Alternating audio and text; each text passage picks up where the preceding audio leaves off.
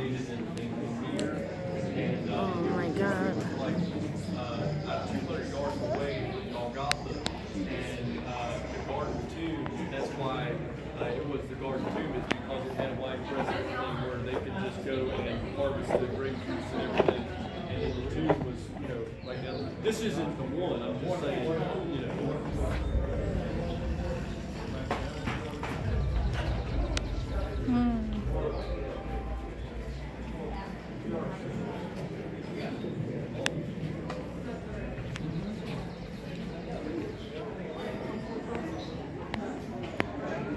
You get some water?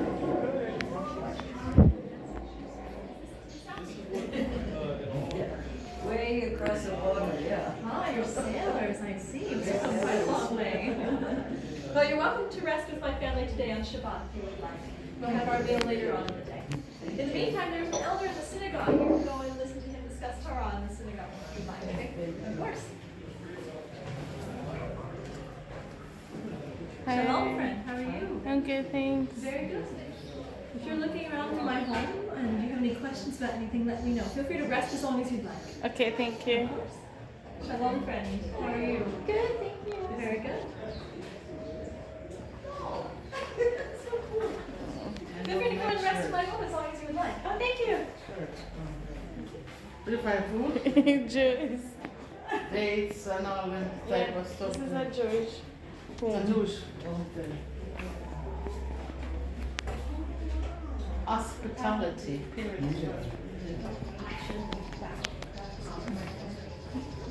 Onions and Dumpling. garlic. You want dumpling?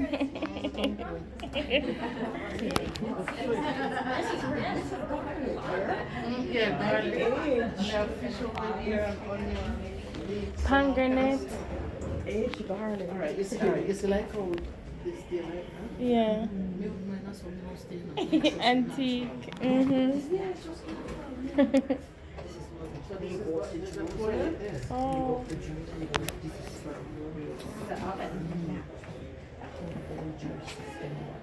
So this is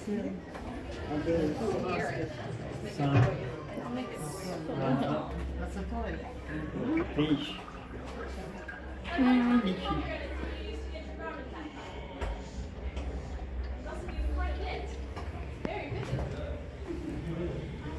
Did you dye it yourself or did you purchase it?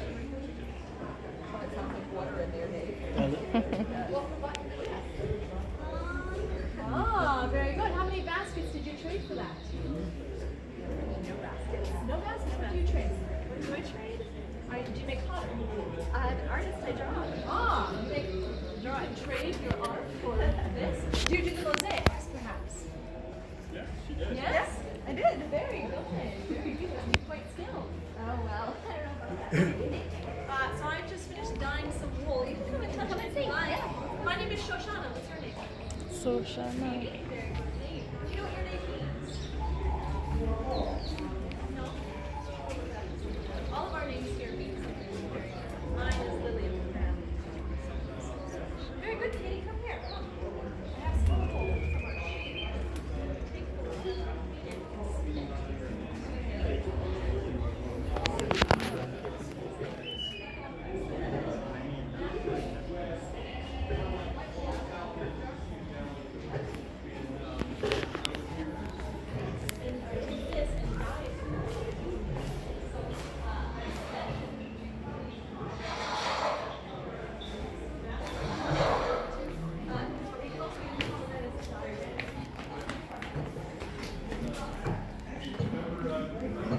Exactly.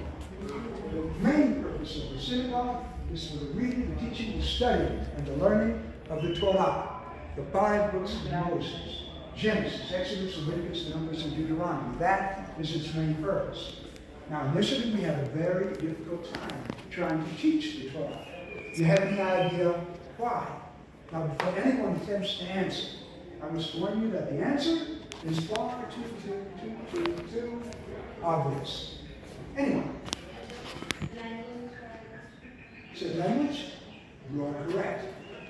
You see, the problem is the Torah is written in Hebrew, and Hebrew is not commonly spoken. Here in our village, we speak Aramaic. eventually, we came up with something we call the Targum, which is a translation from Hebrew into Aramaic, and then we begin to understand. Now, there are other difficulties in trying to teach the Torah. So, if you will all please join me up around the table, I can show you exactly what it is I'm talking about. You can come closer. Now, other than the fact that the Torah is written in Hebrew, it's also written very, very small. And we read from right to left and down. We go to the next column, right to left and down and so on. Now, the other difficulties are that in the Torah, you may find this somewhat interesting, there's no punctuation. On top of that, there are no vowels.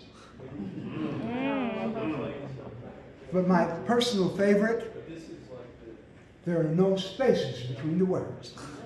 Other than that, it's easy. Now you notice here that these pages are laced together, and when the scribe is copying the Torah, should he make a mistake, he must remove the page and begin all over again. Wow.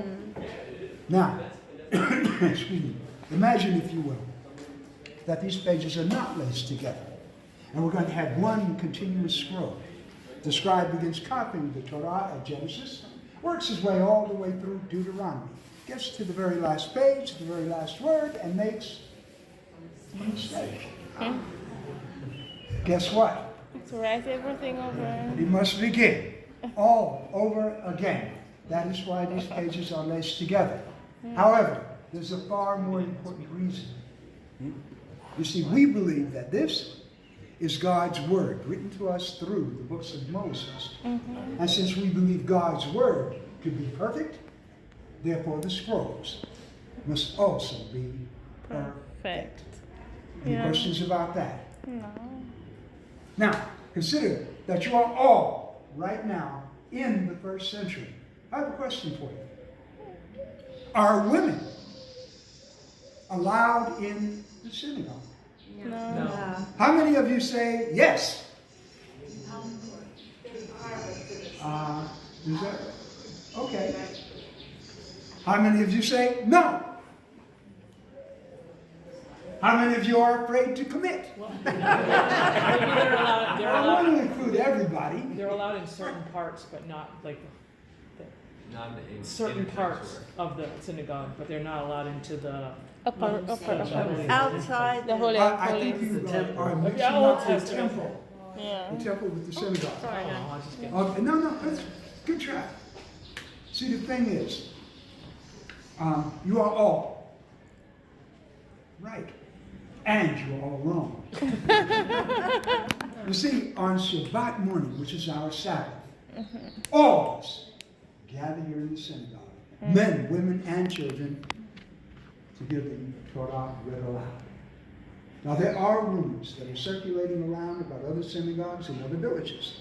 And one of the rumors says that all the men sit on one side, all the women on the other. Still in another village, another rumor. And they say that all the women sit on the upper tier, all the men on the lower. And the reason they give for this is should there be trouble, all the men are right there to protect the women and children. And still in another village, another rumor.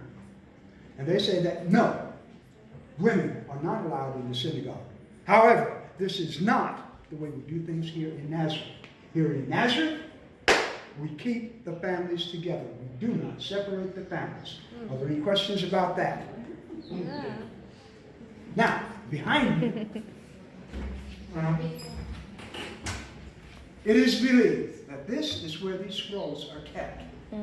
This is called the Aron. Can you say that? Aron? Arona. Now, I can give you the Greek translation, and it may be difficult for you to remember and say. However, would you like to try it? Yes? No? Yes. The cupboard So since you have a problem remembering that, please remain behind. I'm more than happy to help you with it. But tell me, do you know the difference between shalom and shalom? Anyone? No. Shalom is greetings of peace. Okay, now, I'm hearing someone saying hello and goodbye. Not exactly, but they are greetings. And you were saying Peace. peace. You are correct. Greeting. You see, the thing is, shalom or shalama is Aramaic. Shalom is Hebrew. They both have the same meaning. Peace.